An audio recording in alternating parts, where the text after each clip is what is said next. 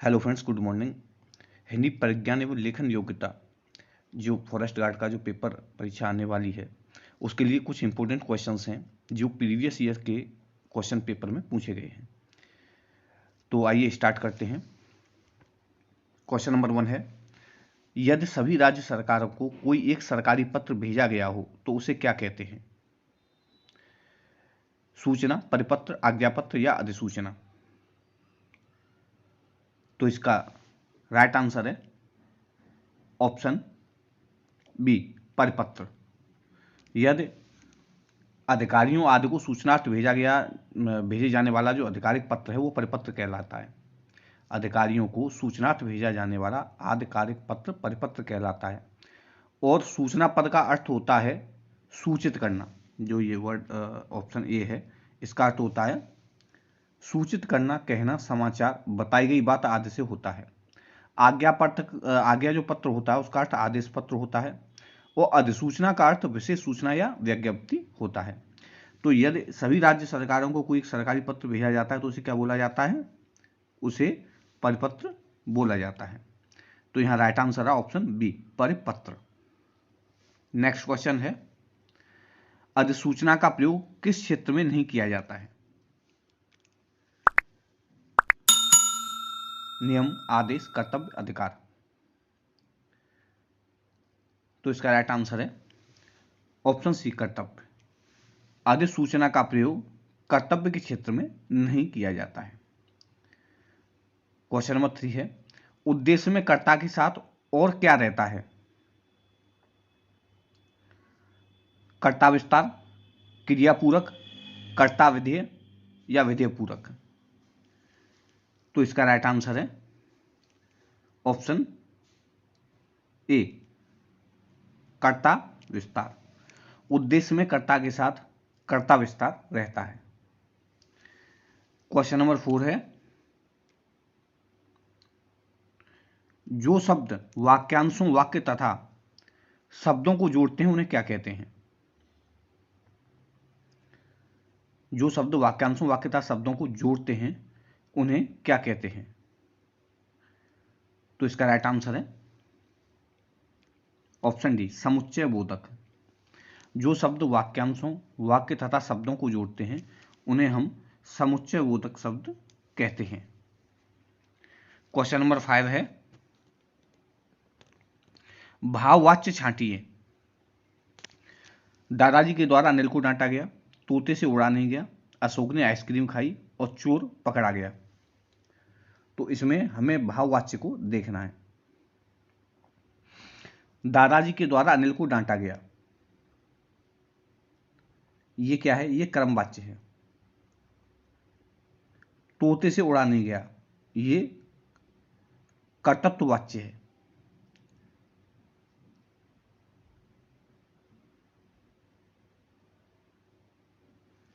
कर्तृत्ववाच्य है। अशोक ने आइसक्रीम खाई, ये कर्तृत्ववाच्य है। और तोते से उड़ा नहीं गया, ये भाववाच्य है। तो इसका राइट आंसर है ऑप्शन बी, तोते से उड़ा नहीं गया। ये क्या है? ये भाववाच्य है। वाच्य 3 प्रकार के होते हैं, एक कर्तृत्ववाच्य, दूसरा कर्मवाच्य और तीसरा भाववाच्य। कर्तृत्ववाच्य कौन सा होता है? जिस वाक्य में क्रिया कर्ता के अनुसार प्रयुक्त होती है। जिस वाक्य में क्रिया कर्ता के साथ प्रयुक्त होती है, जैसे अशोक ने आइसक्रीम खाई या चोर पकड़ा गया। कर्मवाच्य होता है वाक्य में क्रिया कर्म के अनुसार प्रयुक्त होती है। वाक्य में क्रिया कर्म के अनुसार प्रयुक्त होती है, वो कर्मवाच्य होता है। जैसे दादाजी के द्वारा अनिल को डांटा गया। भाववाच्य होता है वाक्य में क्रिया कर्ता अथवा कर्म के अनुसार प्रयुक्त न हो बल्कि वाक्य के भाव के अनुसार प्रयुक्त होती है, वो भाववाच्य होता है। 6 है, दो प्राणियों तथा वस्तुओं के बीच तुलना की जाती है तो क्रिया किस रूप में दिखाई पड़ती है? तो इसका राइट आंसर है ऑप्शन सी, उत्तरावस्था। दो प्राणियों तथा वस्तुओं के बीच अगर तुलना की जाती है तो क्रिया उत्तरावस्था के रूप में दिखाई देती है। क्वेश्चन नंबर 7 है, मुझे बताओ तो तुम्हारा जन्म कब और कहां हुआ, वाक्य का भेद क्या है? यानी ये किस प्रकार का वाक्य है? सरल वाक्य, आश्रित वाक्य, संयुक्त वाक्य या मिश्र वाक्य? तो इसका राइट आंसर है ऑप्शन डी, मिश्र वाक्य। वाक्य 3 प्रकार के होते हैं। जो पहला होता है वो सरल या साधारण वाक्य होता है, जैसे मैं जाता हूँ, राम पढ़ता है। संयुक्त वाक्य वह वाक्य होता है जो जिसको 2 चीज़ों से जोड़ा जाता है, जैसे उसने खाना खाया और बाहर चला गया। तीसरा मिश्र वाक्य होता है, जिसमें मिश्र वाक्य में एक प्रधान उपवाक्य और अन्य आश्रित उपवाक्य आपस में कि, जो, क्यों, कि, जैसा, वैसा, जब, तब आदि शब्दों से जुड़े होते हैं। जैसे मुझे बताओ तो तुम्हारा जन्म कब और कहाँ हुआ। तो ये किस प्रकार का वाक्य? ये मिश्र वाक्य है। नेक्स्ट क्वेश्चन है, शुद्ध वाक्य छांटिए। शुद्ध वाक्य छांटिए। कई रेलवे के कर्मचारियों को की गिरफ्तारी हुई। इस समय आपकी अवस्था 40 वर्ष है। हम तो अवश्य जाएंगे। मैं हल करने की तलाश में हूं। तो कई रेलवे के कर्मचारियों की गिरफ्तारी हुई, ये शुद्ध वाक्य नहीं है। रेलवे के कई कर्मचारियों की गिरफ्तारी हुई, ये शुद्ध वाक्य है। इस समय आपकी अवस्था 40 वर्ष की है। हम तो अवश्य जाएंगे, हम अवश्य जाएंगे, ये शुद्ध वाक्य है। मैं हल करने की तलाश में हूं, ये भी शुद्ध वाक्य नहीं है। शुद्ध वाक्य है ऑप्शन बी, इस समय आपकी अवस्था 40 वर्ष की है। नेक्स्ट क्वेश्चन है, सर्प, मेंढक, सिंह, घोड़ा, वानर, हाथी आदि को समझाने वाला शब्द कौन सा है? पशु, शिव, हरि या कनिष्क? तो इसका राइट आंसर है ऑप्शन सी, हरि। हरि जो शब्द है ये अनेकार्थक है। सर्प, मेंढक, सिंह, घोड़ा, वानर, हाथी आदि को समझाने वाला जो शब्द हरि है ये अनेकार्थक शब्द है। कौन सी प्राचीन भाषा नहीं है? अपभ्रंश, पंजाबी, प्राकृत और संस्कृत। तो अपभ्रंश, प्राकृत और संस्कृत प्राचीन भाषाएं, जब पंजाबी भाषा प्राचीन भाषा नहीं है। तो इसका राइट आंसर है option B, Punjabi. Next question है, अनिश्चयवाचक सर्वनाम का अपादान कारक में बहुवचन रूप कौन सा होगा? तो इसका राइट आंसर है ऑप्शन सी, किन्हीं से। किन्हीं से, क्यों? किसी से जो शब्द है वो सिंगुलर है। किन्हीं से अनिश्चयवाचक सर्वनाम का अपादान कारक में बहुवचन रूप होगा, जबकि किसी से, किन से अनिश्चयवाचक सर्वनाम का अपादान कारक में एक वचन रूप होगा। तो किन्हीं से शब्द है वो बहुवचन रूप है और अपादान में से शब्द यानी अलग होना के अर्थ में आता है। तो किन्हीं से। पुल्लिंगवाचक शब्द छांटिए। कैमरा, प्लेट, तलवार और पायल। तो इसमें से कौन सा ऐसा शब्द है जो पुल्लिंगवाचक है? तो इसका राइट आंसर है ऑप्शन ए, कैमरा। कैमरा शब्द है वो पुल्लिंगवाचक है, जबकि तलवार, पायल और प्लेट ये स्त्रीलिंगवाचक है। नेक्स्ट क्वेश्चन है, पाहुना का पर्यायवाची होगा। पाहुना का पर्यायवाची क्या होगा? तो इसका राइट आंसर है ऑप्शन सी, आगंतुक। पाहुना का जो पर्यायवाची होगा वो आगंतुक शब्द है। इसके अन्य पर्यायवाची भी हैं, जैसे अतिथि, पाहुन, अभ्यागत, मेहमान। यानी ये जो शब्द है वो अतिथि के पर्यायवाची हम ये कह सकते हैं।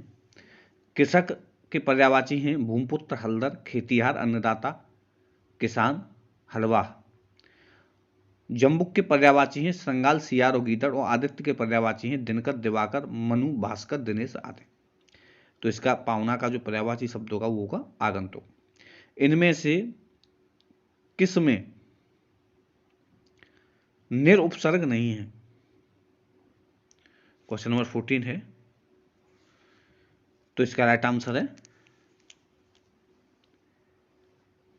ऑप्शन ए,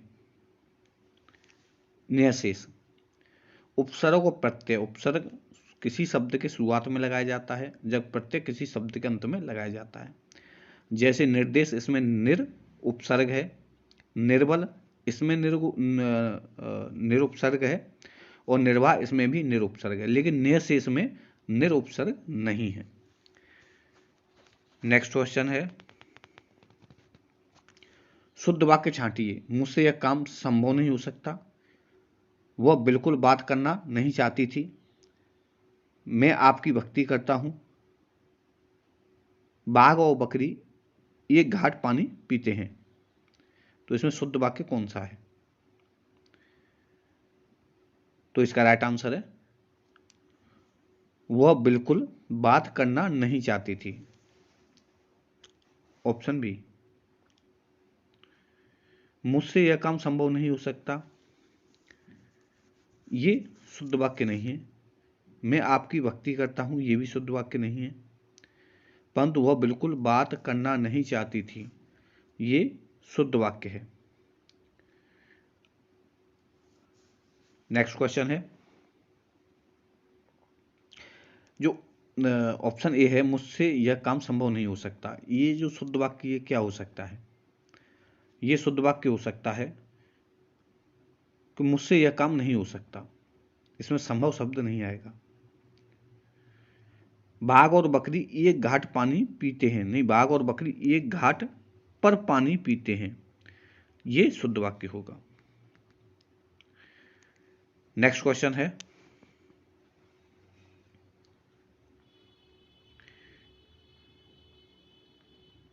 समीप, छोटा तथा गौड़ के अर्थ में कौन सा उपसर्ग आता है? समीप, छोटा तथा गौड़ के अर्थ में कौन सा उपसर्ग आता है? उर, उत, उव और उप, तो कौन सा आता है? तो उप का अर्थ होता है छोटा, तो छोटा के अर्थ में जो आएगा वो आएगा ऑप्शन डी, उप। उपसर्ग कौन सा आएगा? उप। नेक्स्ट क्वेश्चन है 17 है, कुंदन का पर्यायवाची होगा, क्या होगा? हेम, दुश्मन, मतंग या स्वजन? तो इसका राइट आंसर है ऑप्शन ए, हेम। कुंदन का पर्यायवाची हेम होगा। इसके अन्य पर्यायवाची भी हैं, जैसे सोना, स्वर्ण, कंचन, कनक और हेम। दुश्मन का पर्यायवाची क्या होगा? अरे बेपच्छी, दुश्मन, बैरी, सस्तु। मतंग का पर्यायवाची होगा, मतंग हाथी को कहते हैं, गज, हाथी, कुंभी, मदकर। भजन का पर्यायवाची होगा स्नेही, सौहृदय, साथी और दोस्त। नेक्स्ट क्वेश्चन है, ड्रोनिंग मैन कैचेज ए स्ट्रॉ का अर्थ क्या है? डूबने वालों को तिनके का सहारा होता है, डूबने वालों को भगवान बचाता है, डूबते को तिनके का सहारा, या डूबने वाला खुद को बचाने में संघर्ष करता है। तो इसका राइट आंसर है ऑप्शन सी, डूबते को तिनके का सहारा। ये कहावत है अंग्रेजी में, तो इसका हिंदी में जो मीनिंग है वो है डूबते को तिनके का सहारा। नेक्स्ट क्वेश्चन है, कौन सा अधिकरण तत्पुरुष समास का नहीं है? कौन सा अधिकरण तत्पुरुष समास का नहीं है? पुरुषोत्तम, देशाटन, कुलश्रेष्ठ या धर्मभ्रष्ट? तो ये इसमें पूछा गया है कौन सा अधिकरण है वो तत्पुरुष समास का नहीं है। तो इसका राइट आंसर है ऑप्शन डी, धर्मभ्रष्ट। इसमें जो अधिकरण है वो तत्पुरुष समास का नहीं है, क्योंकि धर्मभ्रष्ट में अपादान तत्पुरुष समास होगा जिसका समास विग्रह धर्म से भ्रष्ट होता है, जब अन्य विकल्प अधिकरण तत्पुरुष समास के उदाहरण हैं। तो ये धर्म से भ्रष्ट क्या अपादान है? तत्पुरुष समास में ये अपादान है। अधिकरण में के लिए आदि का प्रयोग होता है। कुल श्रेष्ठ, कुल में या कुल के लिए श्रेष्ठ। देशाटन, देश में या देश के लिए घूमना, उसे बोलते हैं देशाटन। पुरुषोत्तम, पुरुषों के लिए उत्तम या पुरुषों में उत्तम, तो उसमें अधिकरण है। लेकिन धर्मभ्रष्ट जो धर्म से भ्रष्ट हो गया हो, यानी जो धर्म से अलग हो गया हो, तो इसमें अपादान है। अब इसको बोलते हैं अपादान तत्पुरुष समास। ठीक है। नेक्स्ट क्वेश्चन है, शुद्ध वाक्य छांटिए। तुम इसका दाम देने जाओ, उसका संतान अच्छा है, मुझे आपका काम बहुत पसंद है, बेवकूफ बात मत करो, बेफजूल बात मत करो। तो इसमें शुद्ध वाक्य कौन सा है? उसकी संतान अच्छी है, उसका संतान अच्छा है ये नहीं है। तुम उसका दाम देने जाओ, इसका शब्द नहीं होगा, ठीक है। बेफजूल बात मत करो या व्यर्थ बात मत करो, इसका मुझे आपका काम बहुत पसंद है, ऑप्शन सी राइट आंसर है। मुझे आपका काम बहुत पसंद है, ये इसका राइट आंसर है। नेक्स्ट क्वेश्चन लेते हैं, पंजाब में हिंदी का प्रचार किसने किया था?